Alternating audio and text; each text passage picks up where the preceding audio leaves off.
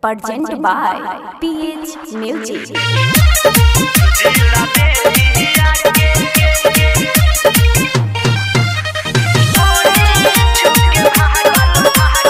Music by Vikesh Bhojpuria.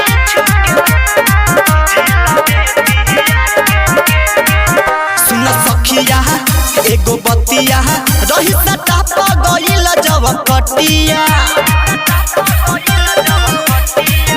सुन सखिया एगो बतिया रही सटाप गइल जब कटिया।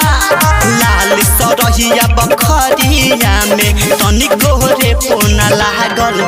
जिला बेटिया के रहे एगो पागल। हमर ढोढ़ी छुके भागल, हमर ढोढ़ी छुके भागल हो।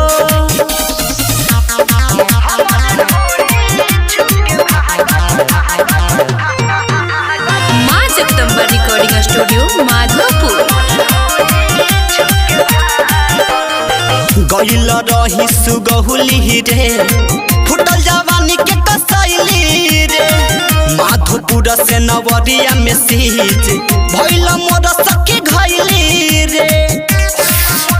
आगे सखी गइल रही सुगहुली रे फुटल जवानी के कसैली रे। माधोपुर से नवरिया में सीज भइल मोर सखी घइली रे। अगवे बैठ के देखत रहे अचके में जोश जागल। जिला बेटिया के रहे एगो पागल। हमर ढोढ़ी छुके भागल, हमर ढोढ़ी छुके भागल हो।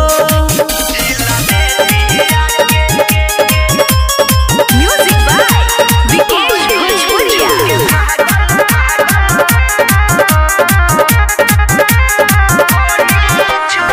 भावल पंडित पुकारा मावारे कहस चाही छौड़ा औरी रे। भाना चौक बजरिया में कइले हुसैन हंगामा दौड़ी रे। अरे का कहूं भावल पंडित पुकारा मावारे कहस चाही छौड़ा औरी रे। भाना चौक बजरिया में कइले हुसैन हंगामा दौड़ी रे। राजा के जब माना कोई दिलवा प बात लागल।